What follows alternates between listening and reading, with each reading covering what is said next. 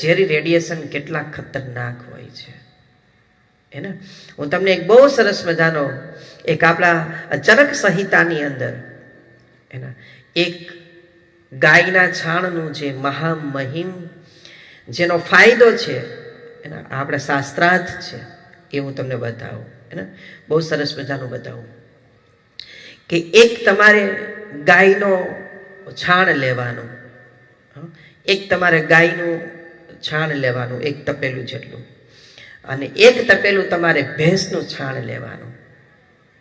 કેટલું લેવાનું? એક તપેલું ભેંસનું. બે છાણનો ઢગલો રાખવાનો.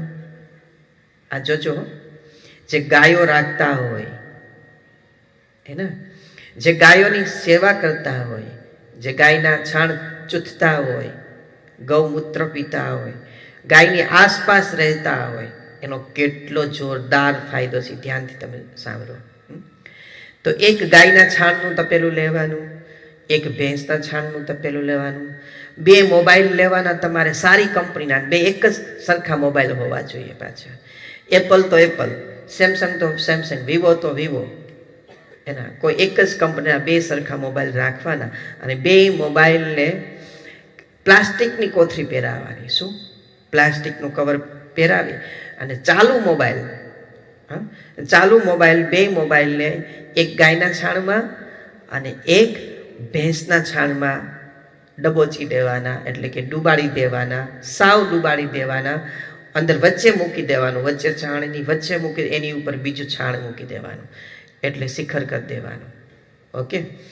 પછી તમારે ત્રીજા મોબાઈલથી, એટલે કે બીજાના કોઈ મોબાઈલથી તમારે બેમાં રિંગ મારવાની, વારાફરતી વારા કોઈ પણ મોબાઈલમાં રિંગ કરવાની.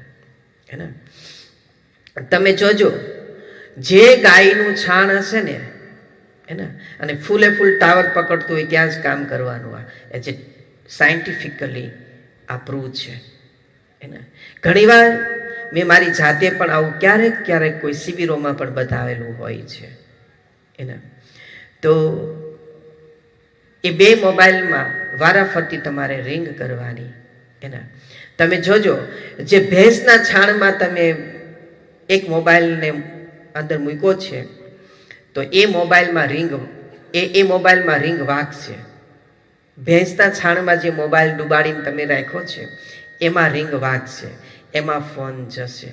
અને જ્યારે ગાયના છાણમાં તમે જે મોબાઈલ મૂક્યો છે એમાં રિંગ જશે જ નહીં.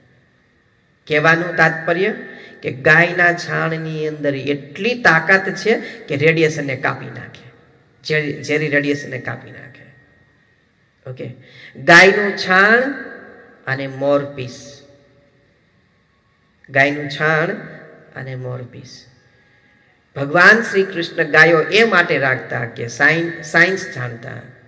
ભગવાન કૃષ્ણ મોરપંખ એ માટે સાથે રાખતા કે વિજ્ઞાન જાણતા, એનું સાયન્સ જાણતા કે આની પાછળનું રહસ્ય શું છે. કે ઝેરી રેડિયેશનો કંઈ પણ હોય એ આપણી શરીરની ઓરાની અંદર, બોડીની અંદર પ્રવેશ કરી શકે ને બહાર ને બહાર બ્લાસ્ટ થઈ જાય, એટલી તાકાત છે ગાયના છાણની અંદર. એના તો મોબાઈલની અંદર ખાસ તમે ગાયના છાણની સીપ લગાવો, એના મોરપંખ તમે લગાવો, એટલે એનાથી શું થાય કે જે ઝેરી રેડિયેશનો હોય એ તમને બોડીને ટચ ના કરે, એના શરીરને ટચ ના કરે.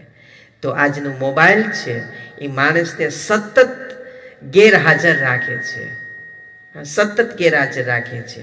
જેમ માણસ, જેમ એક નાનું બચ્ચું જન્મવું હોય અને માનું સતત ધ્યાન હોય કે બાળકને કંઈ આવ્યું નથી ને, કંઈ સીપી કર્યું નથી ને, સતત જોવે એને, તો મનુષ્ય પણ જોવે કંઈ આવ્યું નથી ને, કોઈ કંઈ કીધું નથી ને, સતત મોબાઈલની અંદર ઇરિટેટ છે માણસ. હા, મોબાઈલ ઉપયોગ કરો, 100% ઉપયોગ કરો, ટેકનોલોજી પણ એનો સદુપયોગ પણ કરો. નકરો જુડો, લૂડો, પછી શું કહેવાય, તીન પત્તી, ક્રિકેટ, ના ક્રિકેટ જોવું ને ભલે આજે વિશ્વ બધું ગાંડું થયું, એ આપણા સંસ્કાર નથી. ક્રિકેટ જોવું હોય, એક આવડા આમથા દડામાં લોકો કેટલા સટ્ટા કરે છે, ઘર બાર બરબાદ કરી નાખે કે આટલા દડાની અંદર.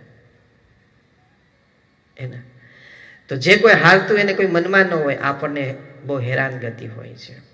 એટલે આનું કારણ એક જ છે કે સંતો ગુરુ તમને કડકથી કોઈ ખીજાતા નથી ને કડકથી કોઈ અનુશાસન નથી કરાવતા ને, એટલે પ્રજા છે એ મન મુખત્યાર બની ગઈ છે.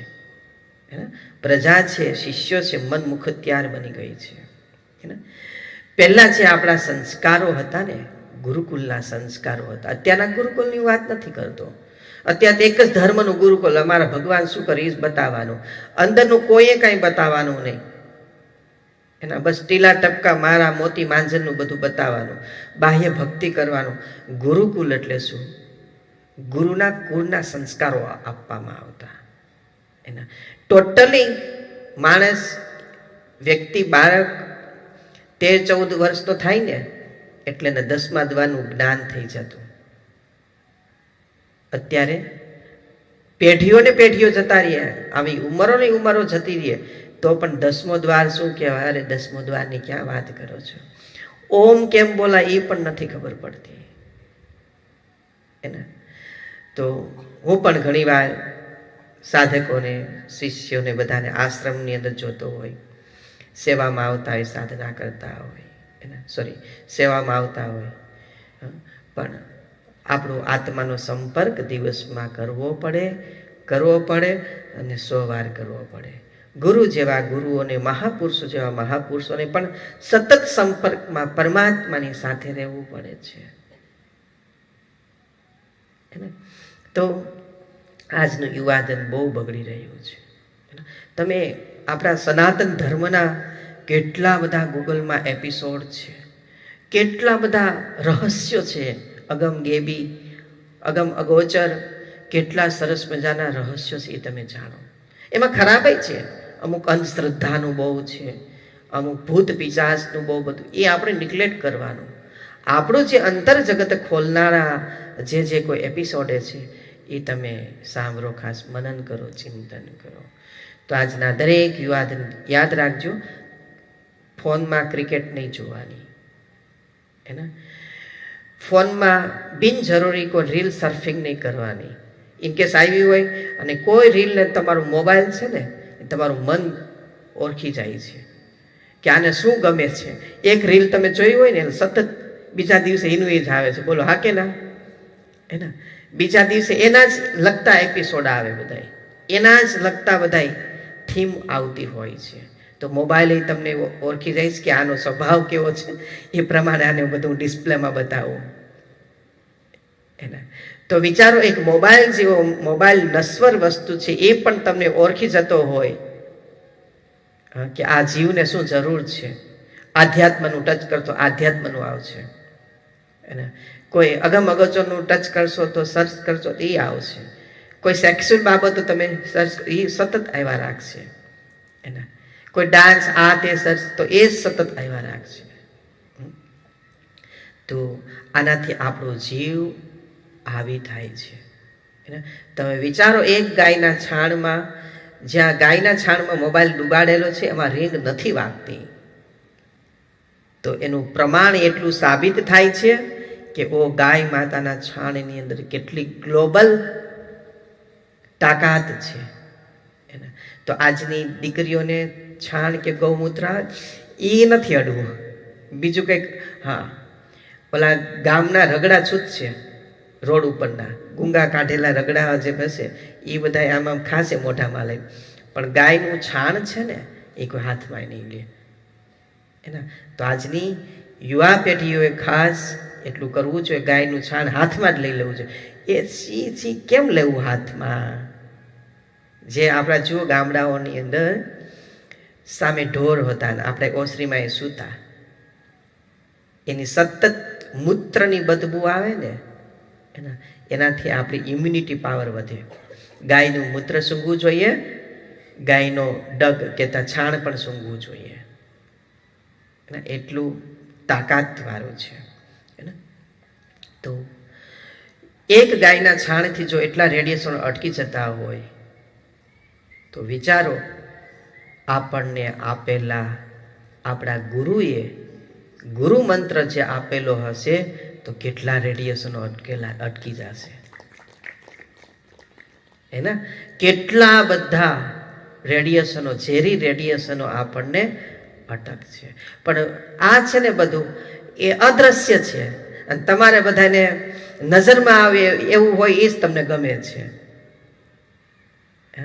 આ બધી વાત અંતર જગતની છે, અને અંતર જગતની વાત ત્યારે જ તમને ખબર પડે કે જ્યારે તમે બહિ જગતમાંથી મુક્ત થાવ, બહિ જગતને છોડો ને તમારી અંતર જગતમાં તમે પ્રવેશ કરો ને, ત્યારે તમને આ વાત સત્ય સનાતન સમજાશે.